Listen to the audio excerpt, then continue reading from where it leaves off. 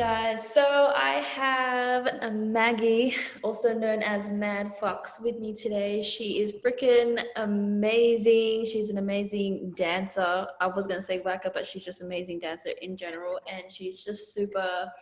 I really admire her because she's just super hardworking, especially with like her crazy schedule. And yeah, she's always, whenever I see her dance, like she's always just there to perform. Like she's always giving her best.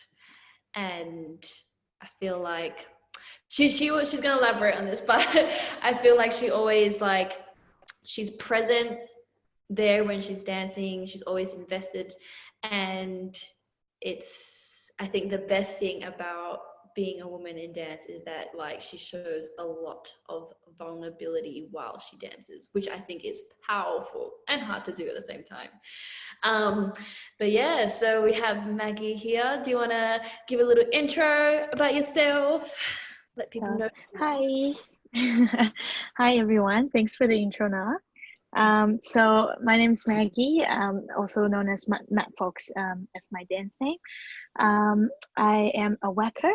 Predominantly, I'm starting to trying to pick up new other styles as well as we'll see how we go. And I have been doing whacking coming up to about 5 years now. Time passed really fast. And I based in Melbourne. We have not a really big whacking community here. It's quite intimate and quite small, but I do think overall the quality is a lot better. And I think with the way I was trained, the way I was taught of understanding what whacking is, it's kind of helped a lot in terms of understanding, being a woman, and particularly whacking as part of the street dance scene, people perceive it as glamorous and sexy, but that's not all that is. And particularly being a woman, people would expect you to be sexy, but I'm quite opposed to that idea. I don't like the idea of like you see a woman and be like, when you see this person dance, you're like, oh, you're just sexy, like you're nothing but just sexy, because there's so many varieties, there's so many different emotions that you can pull out from a person. And there was a period of time that we got so sick of people just calling like whacking glamorous, whacking sexy, whacking fast arms, but like there's a lot in depth like behind it. Like you were talking about, I think it's been hard if we're talking about, being a woman in the street dance scene, because we know predominantly, at least I would say 5 years ago, it was predominantly male dancers, particularly when, like in Melbourne, at least I can say there was a lot of b-boys. Like there still is, but I think it's toned down. People are start picking up different styles, or different styles are coming out a lot more stronger than breakers. But before it was, b-boys, and all there's a couple of b-girls around, but they're quite masculine in their way as well. So it's quite like, ooh, there's a whacker, ooh, she's sexy. And then you just kind of get sick of the idea of like stop putting that word onto me, stop putting me into that box. I could be that, but I could also not be that. So Yes. Oh my God, yes. Like I need a tail end off that, because I know we had a chat about this before, because especially like with me being in Crom, when I first started, especially like in Perth, when I was the only woman that stuck around in Crom.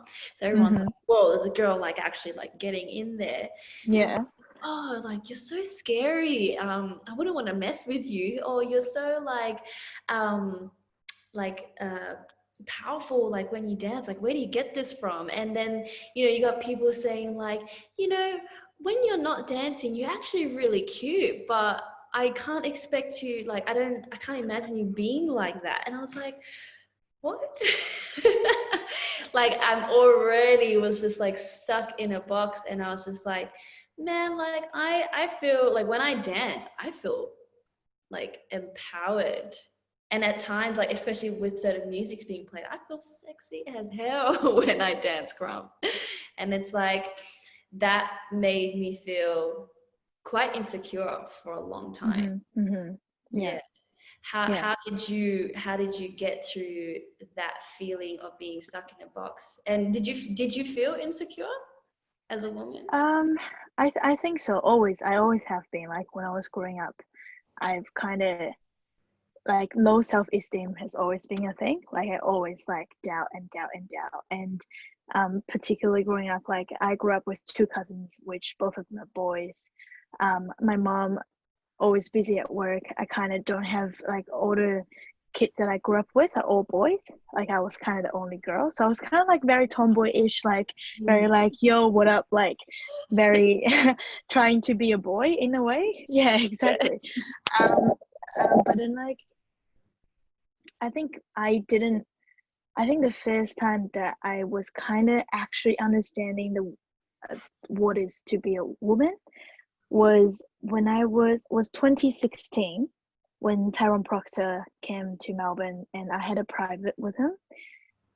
So both me and Rhea, which I think I mentioned to you before, my friend from Indonesia. So we had a private with him together. And then he came in, first thing he said, first, before we start the class, he said, you have to bring your heels. So we brought heels and then we came through. And then the first thing he said, okay, be a woman. You're a woman. Be a woman. And then I was like 20, I think. And I was like, whoa, woman, what is that? Can I eat it? I was kind of like, because you hang around with b-boys, you hang around with hip-hop dancers and like predominantly male dancers, you kind of pick up the idea. And then even if you are being portrayed as sexy, it was being looked at in a very, not say all the time, but most of the time it's being a very sexual way.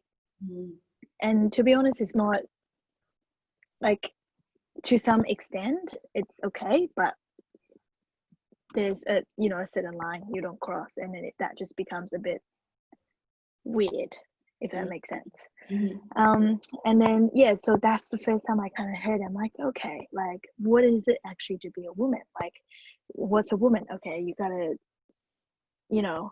be have a uterus, tick.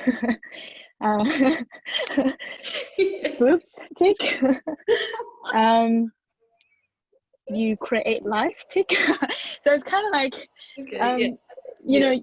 it took a long time of understanding. First, women are different. Not all the women are sexy. Not all women are sensual, but that doesn't make them any less of a woman. And not all women have long hair. Not all women have hair. And that doesn't make them less of a woman.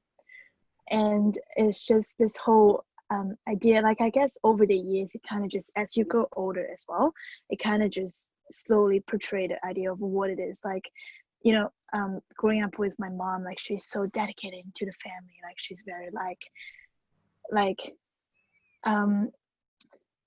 she's independent, but she's also very like devoting herself into the family. And for me, I feel like that's a good example of being a woman that's so strong-willed and so loving and so strong, like just independent on her own. Like she has her own, like she has her shit together in a way. And then a lot of times I think in a lot of cultural, particularly maybe in the Asian culture, that it's more of like you don't have your shit, like you're dependent, you're more likely to depend on someone, or like you can't do certain things because you're a girl or you're a woman. And I always find it very, not say offended, but I was always be like, oh yeah, but why? Like, where's your based on, like what's this statement based on? If there's a actual statistics saying, like I think there are actually statistics saying that women are likely to do this and men are likely. I think there are. Yeah, but the thing is, like, you don't know. Like, think about 50 years ago, they won't be able to imagine what's happening right now, us talking to the screen. Like, it's so I think it's like imagination limits us in terms of how we stereotyping people in a way, but we technically shouldn't, because you never know what's going through. Even I think even ourselves, we never know what's actually going through our head all the time. So you can't just pick people and put into boxes. I mean, we all do to some extent. Yeah. But it's just having that sort of benefit of doubt and then thinking of the best of people in a way. And then talking about like understanding being a woman, it took a long time, a lot of detours, and then just understanding myself sexually in a way as well. I think that's very important. Do you think dance really helped you in that way? I had a lot of doubt when I was dancing, because like Lip J, which is one of my faves, and Crazy. So I put Lip J and Crazy them two as examples because they're quite too well known. So Lip J is very sensual. She's like very like a woman, like a lady, very like attractive in a very sensual, like she's just like there, like she being there is just like wow, like her aura is just like out there. Crazy on the other hand, I would put her as sexy. Like I would actually pick her up and put her in a box of sexy. But she's very sexy. Like she would be like she did dance hall before she did whacking. And she would be like doing twerking and stuff like that. Like I was think like wow, like she's hot. Like this is two different reference I'm going to, because I had a phase in my dance where I was like, okay, what am I? Am I sensual or am I sexy, or am I both, or am I neither? And it was point that I just questioned myself, what am I doing? I'm like, okay, if I'm doing this move, would that make me look like a slut? Like, am I being too out there? Or if I do this, am I being too not out there? Like am I not embracing who I am? And it was just a lot of doubt, and to a point that I was kind of like sick of it. I'm like, fuck this. I'm not gonna decide who I want to follow. I'm just gonna dance me and do how me think. Like it's like when we're talking about music, understanding the music and understanding the character from the music. And sometimes I could feel sexy, sometimes I feel like a lady, sometimes I feel like a boy, sometimes I feel gangster and all that. Like it's all wrapped up in one. And it's kind of the video idea I talked to you about, like that whole idea, like with you and Lauren, of that three aspects of a woman. Like it's not all, but that was the three, probably the most well-known, like stereotyping. Yes. Yeah, of a woman. Yeah. So then dance definitely helped, I think, understanding how I portray myself as a woman, rather than how that woman look like, or that woman look like, or like, yeah, it's kind of like that. Yeah, damn. Do you feel now like like you sat into it, or do you feel like you're still kind of discovering? I think I'm still discovering. Like I don't think this journey ever ends. Like I don't think it's like life. Like it doesn't, because understanding yourself and understanding what's like being a woman, it's going to take time. You change as well throughout different phases in life. Like right now, I could be coming out of from being a girl, early 20s girl, into somewhat knowing myself, oh, I'm actually a woman. I'm a woman. And if you're pushing down later on the track, if I one day become a mom, that's another kind of woman. And it evolves, and it's depends on what phase you are in your life as well. It's gonna change of your perception or perspective on what this is. So yeah, I think it's definitely going to be evolving, and I don't think it's a bad thing. It's good. No, it's good. It's definitely good.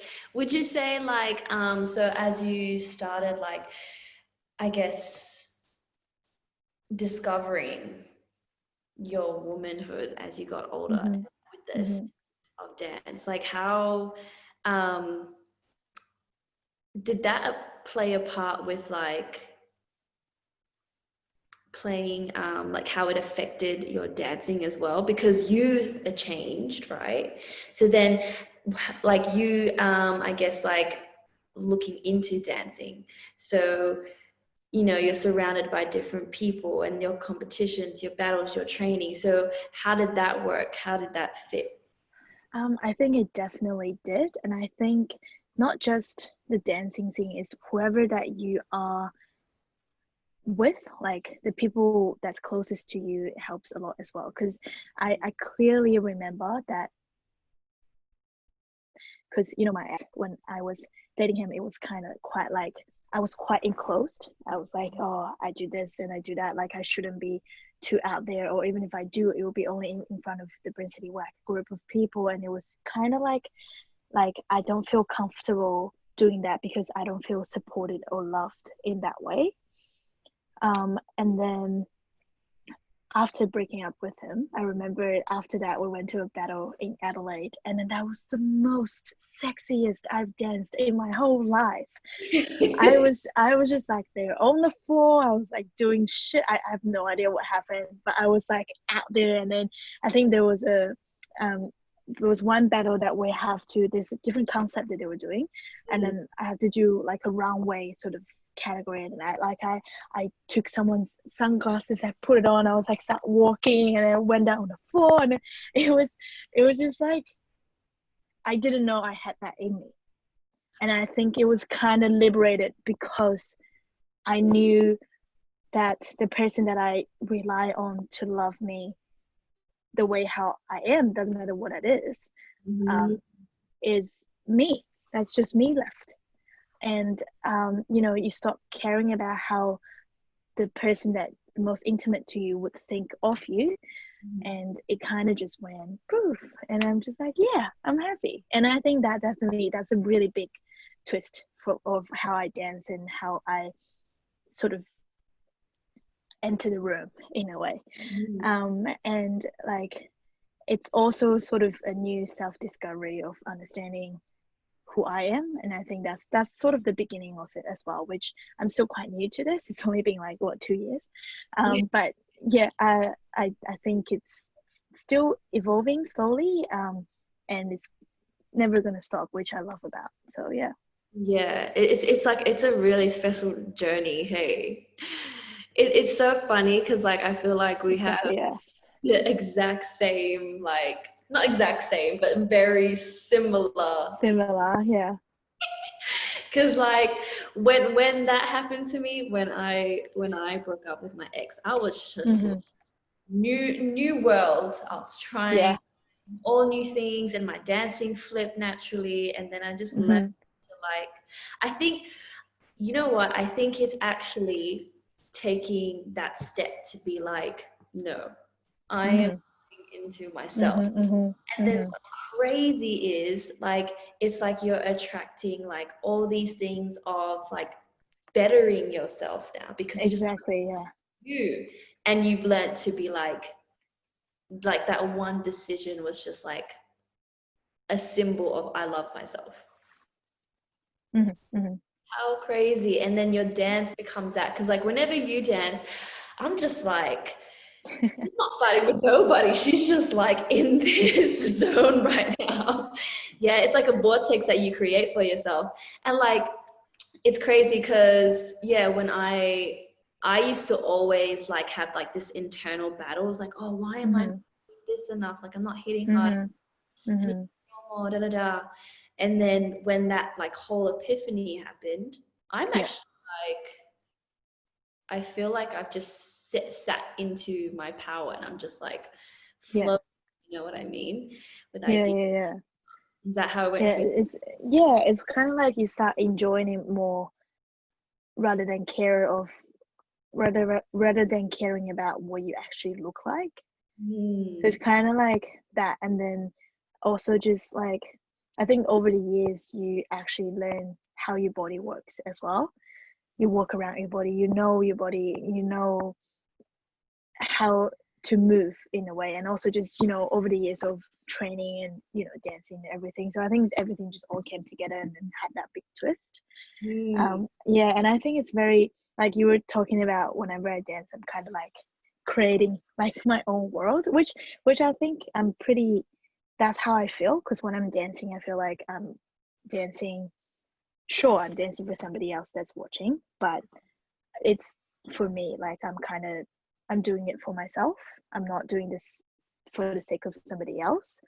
And then that really, like I've went to battles where I had feedbacks from judges, not once but a couple of times, saying that you're not aggressive enough. Like, yeah, I've had feedbacks about that, and I'm just like, yeah, but I'm not an aggressive person. Like, whenever the opponents down, I want to cheer for them because that's their minute.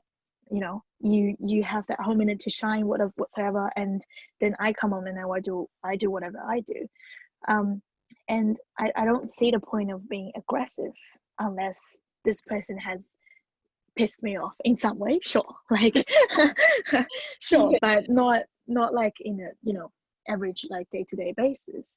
But yeah, like I feel like because of the whole battle scene, it came from, you know, straight dance style, came from hip-hop, came from breaking, came from even like crumping. It's very like, oh, like let's go, like very like that, like hands-on. But like, and then me being a whacker, we're known for a performance. I'm performing it to you. You're known to cheer for each other and to support each other in a way.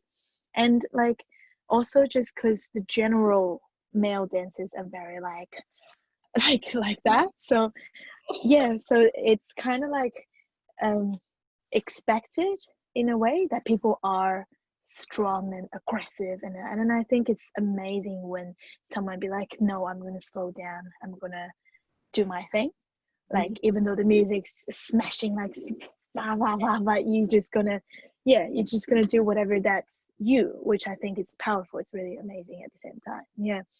And yeah, so I think yeah, I actually forgot what was the question we're talking about, but yeah. So good. That's so good. It was basically, oh wait, See, you forgot to. never mind, but that's okay. But I was gonna say, because like you were saying like how like you cheer people on in a battle and stuff. When I first met you and it was in Yeah. a battle, you were just Yeah. yeah, let's go, let's go. I was like, oh damn, this is like I haven't really had that from an opponent. Yeah, I'm feeling myself too. It was just a different exchange and I thought it was so awesome. Yeah. Oh, thank you. Yeah, I don't think a lot of people does that. I think there are, but most people are like, either they will just not do anything, or they will be like a bit, you know, like, oh, I don't say it, or like something like they like, I get it, because it is a bit of cultural, like, you know what, like, oh, you're too low, or you're like, or like the things that b-boy does and stuff. But I think you know, exchange like that, you're sharing this moment with this person, and it's quite special, and you can make some really good connections. And I don't see the point of being aggressive unless someone offended me, of course. And like, so I think it's just like, speaking of being offended, it's happened before, like particularly when people mock people, which I hate. Like, we've it's been through a, you know, a long process. But back in the days, like early days, when we started, there will be, you know, a lot of b-boys and or people like that, they will start mocking us, and then they will start doing this. Yeah. And then you're just like, yeah, but it's the wrong style. You're trying to do voguing, but I'm a whacker. Like, what are you trying to do? But they do that a lot, and it just becomes to a point that, you know, it's funny for whoever that's watching, but it's not funny for the receiving end, because it to a point, to some extent, it can be quite unrespectful, right? So there was one time happened at an event. It was in Melbourne. And then I was battling this dude for top 16. He's a b-boy, and we were like dancing. I went on first, and then he came on, and then he was doing whatever he does, and then he started doing this. I'm just like, wrong style. Like, I didn't shout, but I was like, you like, cut it out. Like I get it, but cut it out. I wasn't in a great mood that day, all right? And then he came off, and then he stopped doing that, and then he started dancing towards me, like with his like Michael Jackson move to me, and really like close up to me, like this close to me. And then I'm just like, cut it out, like it's not funny anymore, like cut it out, like it's not fun. And then he finished, and then he, you know, we finished around, and he won, and he came over and he wanted to cuddle, like want a hug. And then I was like, no, handshake is fine. He's like, oh, come on. And then wanted to come for a hug, even though I told him no. I'm like, no, stop. A handshake is fine. And he's like, oh, okay. And we shook hands, and then he walked away. And then it was really interesting of what people reacted afterwards, because basically I left after the battle finished. I didn't stay for the after party. And then Marnie went over to the thing, and then Marnie's like, oh yeah, I heard this thing happened to Maggie. And then she was talking to Ollie, and she's like, oh, what really happened? And Ollie's like, oh, I don't know. He just did a couple moves like this, and then afterwards Maggie wouldn't hug him and just wanted a handshake instead. And then to him it wasn't a big deal, but Marnie's like, yeah, but to you that may look like it's just this, but to Maggie it's something that she doesn't like. And then she said no to the person, and she's entitled to say no and just wanting a handshake rather than a hug.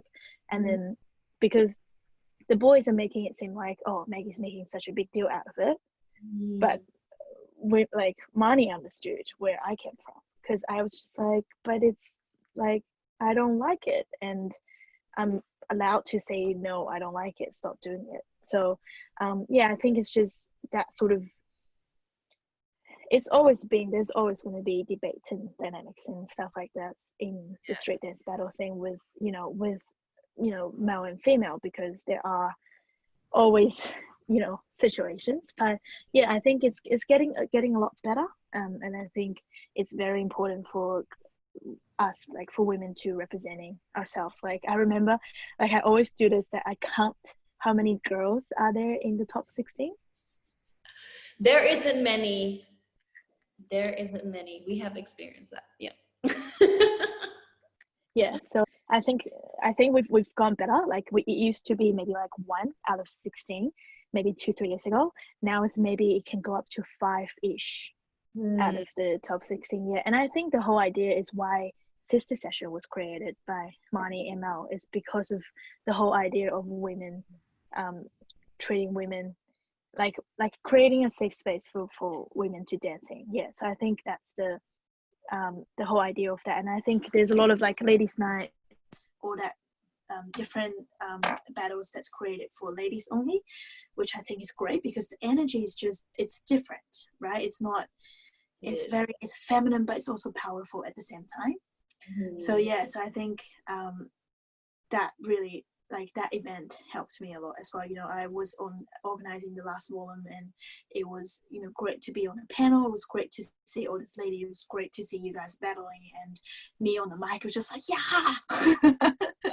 That's some dope high pops. I really enjoyed them.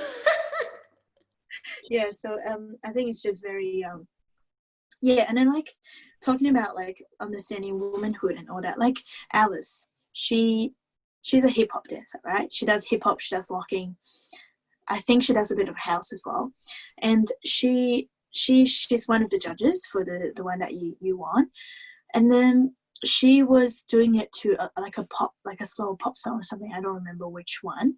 But she was wearing like a baggy t-shirt with like boy shorts. But she was sexy as hell.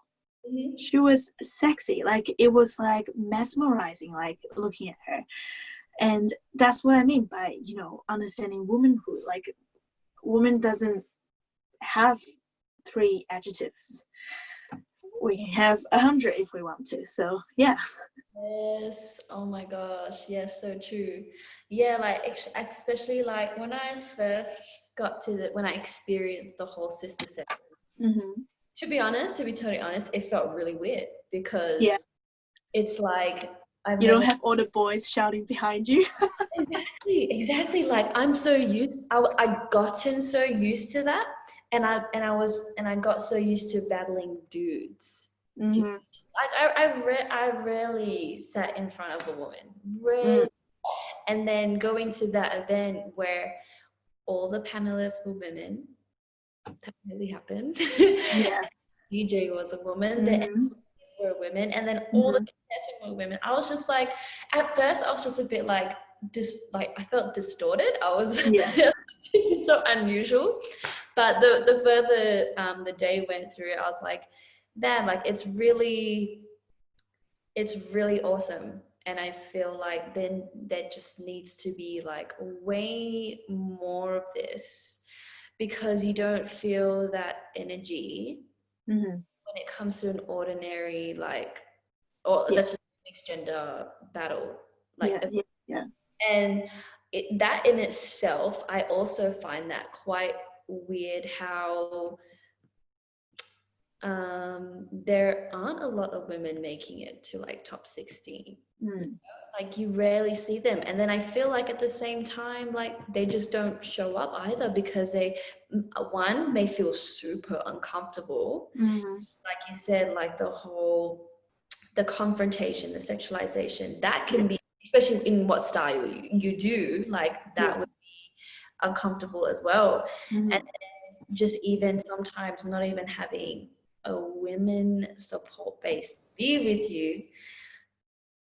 Ooh, that's some tough shit. Yeah, I know. I think it's getting, like, particularly in Melbourne, I can feel that's getting better. Like, that's just, I think it's just we started, sister session started, and all this new sort of dance, like from my generation, like we popped out, and then we're becoming like, oh no, we're a woman, but we're as good as you. And to a point that they're like, oh, okay, actually this is true. So they're stepping back like a little bit. Like, I'm not a feminist or anything, I don't think I am, but I think sometimes it's nice to feel like, oh yeah, we're on the strong end for once. For a change. Yeah, definitely.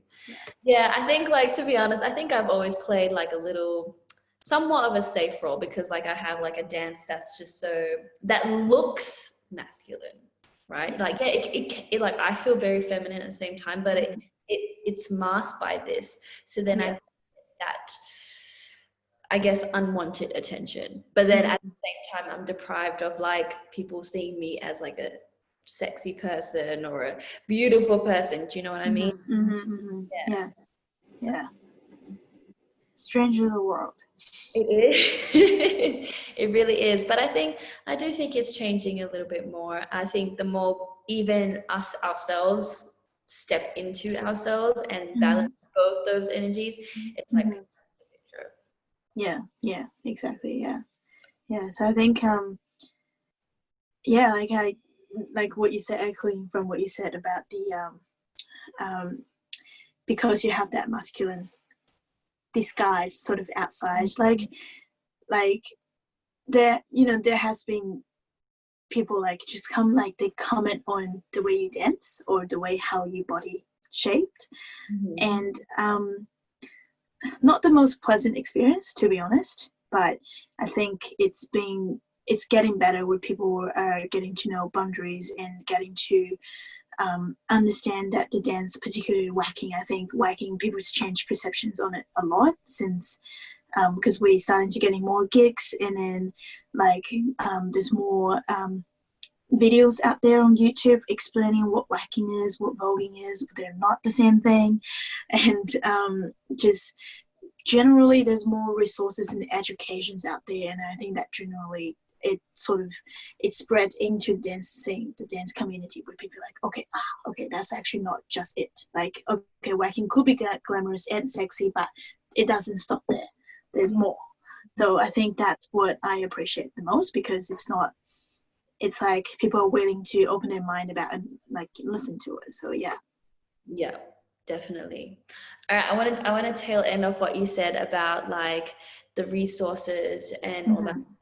So like we have awesome talks about this, like doing research, because we're both teachers, so we kind of like have to do this stuff. So how, like, what got you realizing that you need to, well, even as a student, that you, and a dancer and a participator of the community, Well, first it's kind of like my habit was set when I was started because Andy. So it was kind of like I always set it on a right, not say right path, but on a way that I know that I'll always ask until the end of it. So, we've had that sort of history sessions from Andy multiple times, and I still have my notebooks and then all that. So like it's good to, that's where I started. And then it was kind of also like I did a lot of projects on, like I think I even wrote like a lot of articles and stuff on dance when I was in uni. Because I studied media, so I was doing a lot of writing and interviews and all that and filming. So I was kind of already involved into the art scene, not just dancing, but like we did documentary on art therapy and stuff like that as well. So it's kind of like I was already set in the mindset of like, I gotta research and find out why it is and what it is and how it is and who it is. And then it was just kind of get into the habit of be like, okay, I want to understand this move is where it come from and how it come from and who it came from, rather than be like, oh, it's a move. And I think that's the mindset that's kind of like, it's like us researching music. Who's the composer, who's the drama, who's the bass, and what's the lyrics and who produced it, which like where it produced, and then when. And it's kind of like that. And then I think just apply the same thing onto dance. You may not be able to find as detailed information as you would for music because we don't have that sort of detailed resources tracing back to online, right? So it's gonna be hard, but it's the process that counts. Like you might recover something that you don't know before, or you might extend something that you already know to make it, a full stop. So I think it's kind of like important to have that mindset rather than be like, oh, like I have to learn about this again. It's kind of like to get that sort of momentum going and be like, okay, if I learn about this next time I can talk about this. And it's also just, it's a great way to communicate and connect with other dancers from other styles. Like when you were telling me about crump, I'm like, oh, I didn't know about that. And then when I told you about some whacking histories and you didn't know as well, I think it's great because we have that exchange. It's not like you tell me something about crump and I'll be like, yeah, whacking sick. Imagine a conversation like that. So yeah. That's too funny. Yeah, I totally agree with you. Like the exchanges is ridiculous, and the amount of people you meet, oh my god, a whole network. And then you also realize that dance is a whole network in itself. Like something stemmed from something way back to like tribal days, and it's just like wow, like it's like truly magical. I don't know if this has happened to you, but when I start doing my research, I find my dance changes. Like when I watch a visual, like for like an old visual, I feel like I get so like absorbed by, or I can feel what it felt like back then. Dance starts changing. For example, like when this is really bad for me to say, but started crump. So everyone says, watch Rise, like one of the first documentaries or one of the first really big documentaries about it. And I didn't watch it till like, I think it was like 3 years or 4 years later. I was like, oh damn, like I totally missed. I was like, at that point, I was like, I'm missing something. I'm missing a whole chunk of dance or what crump really is. And then my partner was just like, have you watched Rise yet? You watched Rise, that's your history right there. And I was like, true, okay. So I watched it, and like I was just like blown away. And then my dancing changed. I was like, I felt like my ears opened up, like I listened to music differently. I started having a different bounce. And it's not that I was like like dissecting the documentary. It's just Yeah. like so absorbed. Yeah. By it. Yeah. Do you get that experience like when you do your research? I think I think music will be more of a factor rather than a doc, because Whacking, sadly, we don't have a documentary. We have interviews of different OGs. We do have them, but like short interviews. But as a whole documentary, like something like Paris is Burning for Voguing, we don't have, unfortunately, we don't have that resource. We have, you know, performances you can see on Soul Train with Diana Ross. Like you can see like clips of them, but there isn't a full story of the backstory of what actually happened. So I think it changed me a lot when I saw Tyrone Proctor does his live. I've never met Archie Burnett, and Victor Moel, I've only met him online. I've never met Willie Ninja, Brian Grain. So the only sort of point of reference will be Tyrone Proctor, because he was kind of like the most active, at least in the Asia area as well. So when I saw his performance in 2017 at All Asia Whacking Festival in Bali, it was very wow, because I've seen videos of him dancing before and it showed us, but it wasn't as impactful like as he would be like face to face like there. I think every single one of us, or at least like 80% of us, were crying at the end of it. We're all like, wow, like he wasn't doing much. He wasn't doing crazy arms. It was a lot of like a lot of just arms. There wasn't a groove. He wasn't grooving. He wasn't doing two-step. He wasn't adding on this stuff that we are adding on to whacking at the moment. It was a lot of arms, but he was catching it. It was a lot of like emotions you can see from his face, you know, spins beautifully, and then, you know, looking into somebody in the audience eyes, like that sort of connection. It was a performance. And I think that changed me a lot in terms of how I think what whacking is, because, you know, a lot of people, like, I think when I first started, I think a lot of people when they started, your point of reference is Ibuki. Your point of reference was people from Korea. It's crazy arms with fast footworks, crazy arms with this. And it was kind of like, you want to be like that.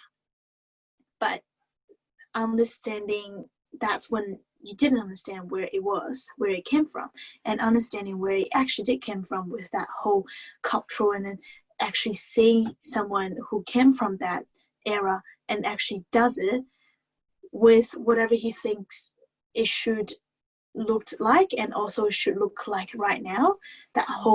It changed a lot of how I see the dance, of how I want to slow down and understand the movements, the music, and everything. So yeah, I think that's definitely a big twist for me as well. Yeah. And so like having to stand there and I guess not even like move much, right? Like you were saying, it was all just internal becoming external. Like I feel like, because even that's the same thing with Crumb, like, you know, they say like if you can just stand there with character, like with all of you, and the people feel you, that's when you know like you just really are confident and you sat into yourself and you're performing. And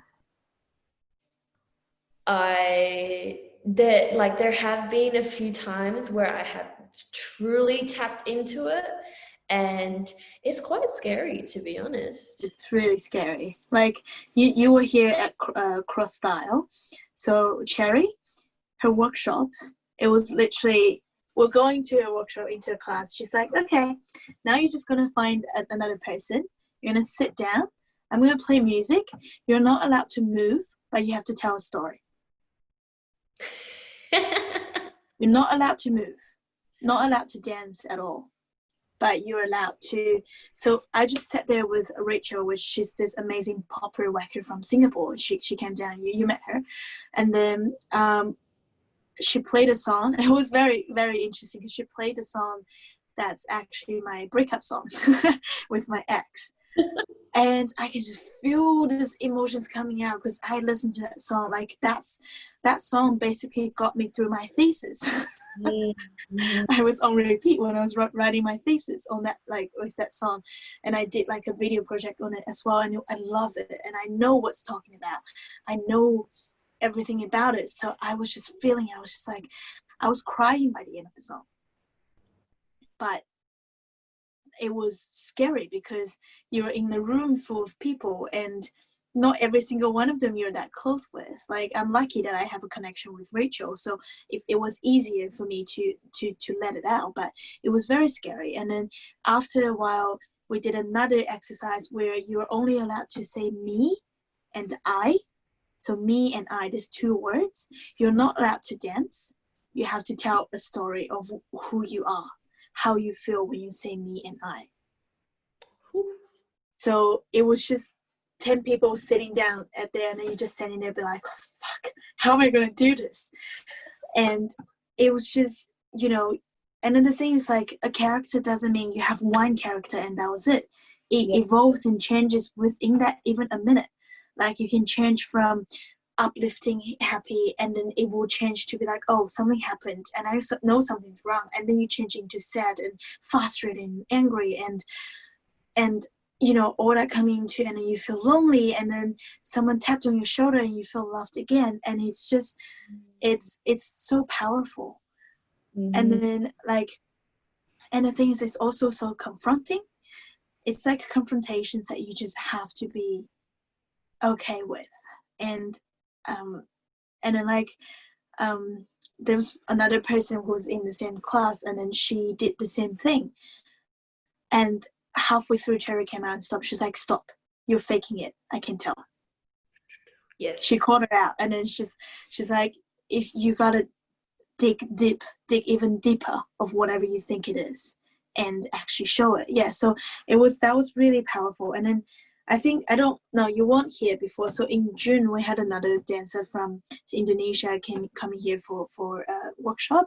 His name is Denzel, and then he came down, and then we did a similar thing where it's character, but he played music, and it was character that you have to show different emotion every time he tells you an emotion. And then I don't remember super detail, but I remember there was one part, I think he said you have to feel like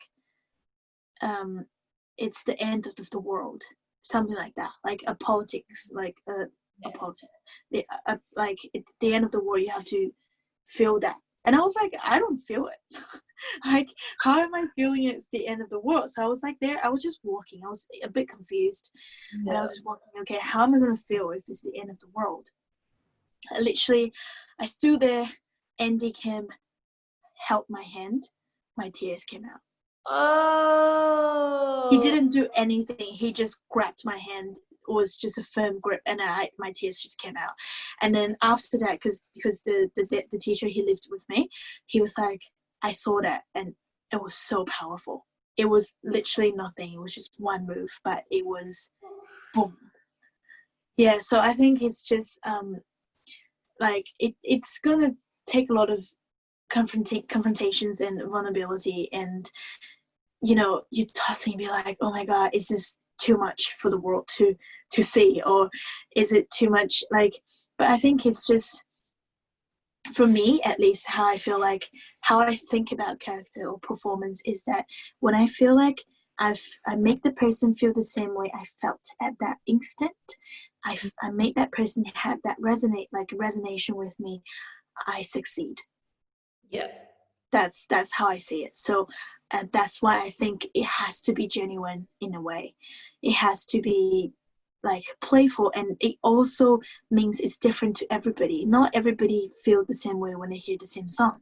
Yes. Some people feel sexy, some people feel happy, some people feel sad, some people feel frustrated. It's like everybody feels different, because you know, different parts composure of the music will make you feel a certain way. It's like I hear like really good drum and bass, like really heavy ones, I feel super sexy, but the song might not be sexy, you know. Like the song might not be talking about, you know, being sexy or being whatsoever. The song might be talking, it's a sad song, but I felt super sexy. So this is what I mean by it differed on different people, Yeah. and 100%. also that makes it so powerful because it's different, because it's never the same. You can't replicate it, and it's never, you can't, even yourself, you can't repeat it as well. Nope. Yeah, so that's why it's so imminent, it's so instant, and also it's so unique, because it's just that once it passes, it's passed. Yeah. So true, so true. Like the minute you start talking about the workshops and it goosebumps, but like, and whoever's watching, like, she's not exaggerating, because I was watching from the window and everyone was crying. I was like, what is funny I here? know. I was like, man, I actually want to know. But like, because when you like, for you talking about this and like embodying like yourself and like tapping into like different things and really like believing what you're visualizing, what you're feeling. I had an experience myself, and it was me and my partner. We were performing in Montreal. But it's like a battle, but you had like a performance and then you had a battle. Like a crump event. And we were just like, for us to get ready for this battle, we had the showcase, and we were like, we don't know what to do. Like, we don't want to just crump, because we're not really feeling that right now. It was like, we want to send like some message out, like, I guess like some self-healing type of thing, like what we've been through. And like, we went through some crazy stuff, and then we sort of felt like we were healing ourselves through these things. And then while making the, what's it called, the showcase, we found this song, Erykah Badu, Bag Lady. So it's like, you hold in the baggage, but you need to let it go. Like, I felt like I was carrying so much baggage, and my partner was just there to like help me, type of thing. And the story we were creating, and it was like, while we were creating it, there was so much tension, because it was just so personal. But then what was really crazy, when I this has never happened to me before until like after COVID, when we performed, and this was in front of people, I don't know, like some of them don't even speak English, and there were just masses of people. And when we performed, I was so scared. I was beyond scared. Like, I'm used to performing in front of people, but this was just like some vulnerable stuff. So I was freaking scared, but I knew, like, as soon as I heard the like the intro, it was beep beep, and then it was Bag Lady. Oh my god, I like snapped into it, and I didn't even see anybody. Like, I was so into me, and like, we had partner work, so I could like feel where he was, and it sort of felt like is that the video you posted on Instagram before? The people like around us. Like you both did like something like a circle sort of thing. I think it was that one. Oh man, like, and like, so his, like, I knew the choreography. It was just like naturally there. I didn't even have to think about it. And we were just like performing, and I was just so engrossed in it. Like, and also at the same time, I was feeling quite powerful, because it was like, oh, like, I'm actually like telling myself, get rid of the baggage and all that stuff. And like, you sort of feel, I don't know if I actually heard them hyping me up, but I knew like there was something that I was like, yeah, let's go. And so that was like, that felt really dope. But when we both finished the set, there were just people crying, and then people and then people hugging you, and I was like, holy crap, like, we just like, I tapped into something. It was crazy. And then I rewatched, like, when the footage came out, I watched it, and I watched the people that were around us, and like, people were just like this, there was tears coming out of their eyes, and it was like, wow, like, we actually told our story, right? But people related to themselves. That moment, I was like, dance is freaking powerful, but the only way you can really make change with it is for yourself first. Yeah, Just exactly. Even though it's scary as hell. Yeah. And that's when I guess like dancing has changed for me since then, and my teaching has changed as well. And just getting to that place where not telling people, just sharing with people that dance is actually a tool to really help you and your communities. Yeah, definitely, for sure. Like, I think anything art, in a way, is for us to, in somewhat sense, to understand life a lot better and make sense of it in a way as well. And just art in general, anything that we do, physical, spiritual, it's just there to, what's that word? Liberate. Yes. Yes, definitely. Yeah. Have you ever felt like is there like a moment where what's the most memorable moment that you've had within your whacking career? Memorable moment. Let me think. I feel like there's a lot of highlights in terms of like, depends on different phases sort of in the dance, but maybe like the most recent one that I can think of was the were you at the Ascendant showcase last year? No, I wasn't. Yeah, so I think I performed as one of the teachers, like for Ascendant, and it was very funny because Gina told me that you'll be on at 8. I got there at 7:30, and I changed and I got stretched, and I was like, yeah, I'm ready. And then by 9 o'clock, I was still on standby, and I was just really like, because it's been a long day of dancing. I started dancing from 10 o'clock in the morning, and I taught a class as well, and then I had to come back and I did tech round before I teach the class, and I had to come back for the actual show. So it was like really tiring, but I was dancing to this very one of my favorite disco music by Bonnie Tyler. So I was like, okay, I really like this song. Like, I know the song. Like, I can dance to it. And then so basically I was really frustrated and just tired. And I was wearing like a jumpsuit as well that was like pretty sexy, like super low cut with like backless and then like all that. And then I think 10 minutes before I was about to go on, my period came. And then I was just like, can I get this over with? I was nervous, of course. There was like 500 people in the room. And I was just very like, oh my God, like, I'm really, at this moment, like, I'm cramping. Am I going to deliver a performance? Like, doubts were just coming on and on. But at the same time, I'm also like over it because you're like, I've waited for so long. I've danced from 10 o'clock. I'm super tired. Soon as the music came on, it was bam. It was just like, right, I'm here to perform. I'm going to deliver a performance.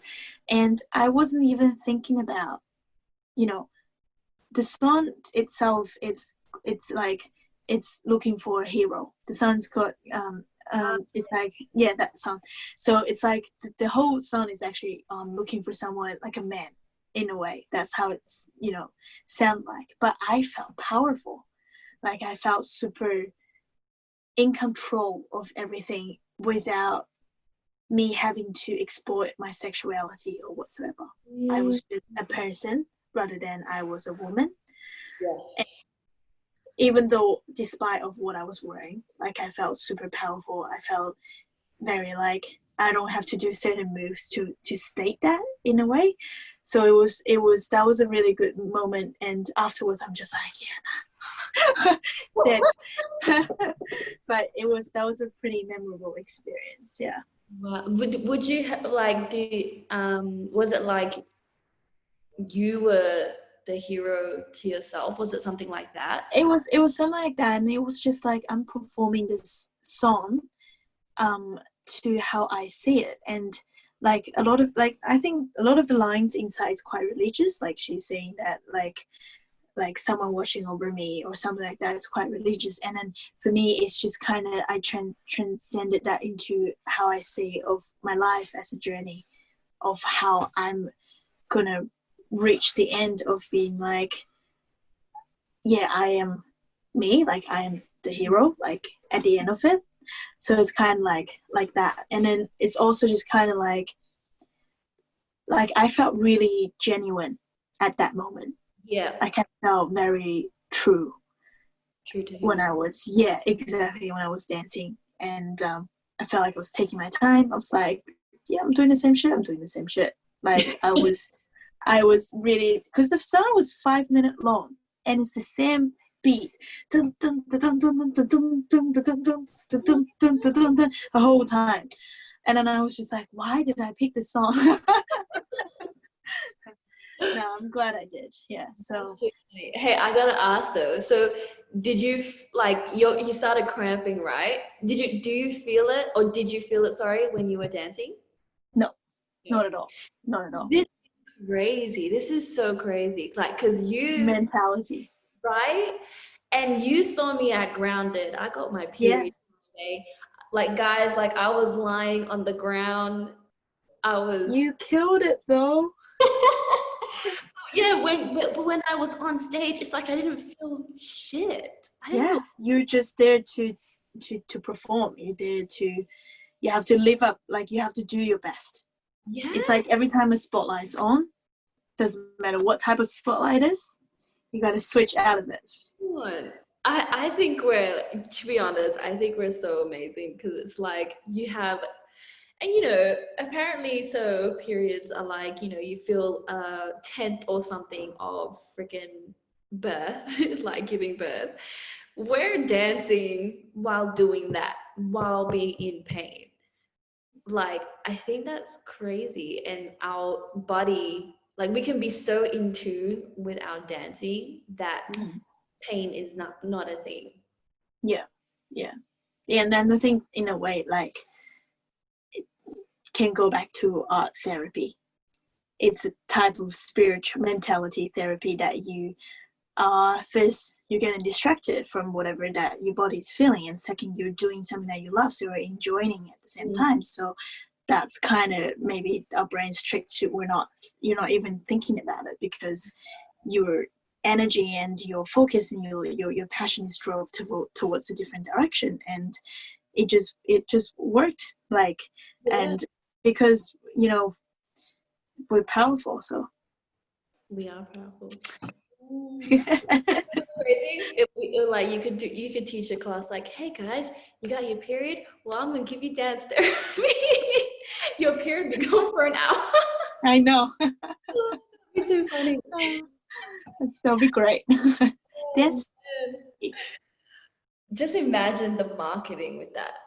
Oh, that would be, yeah. Imagine it could be like imagine we only have a period one day instead of 5, 7, 9 days to whoever. Yeah. That would be great. Like one day you take that day off work, off anything. You do you don't do anything, and yeah. That'd be epic. Yeah. Well, I think we're gonna wrap this up. This is just I feel like this conversation just leveled up from the IG live. So I hope you watch this. Yeah. It's true. Thanks for having me. Yeah, thanks for coming through. Thanks for being vulnerable as well, and just like sharing your story, and of course, yeah.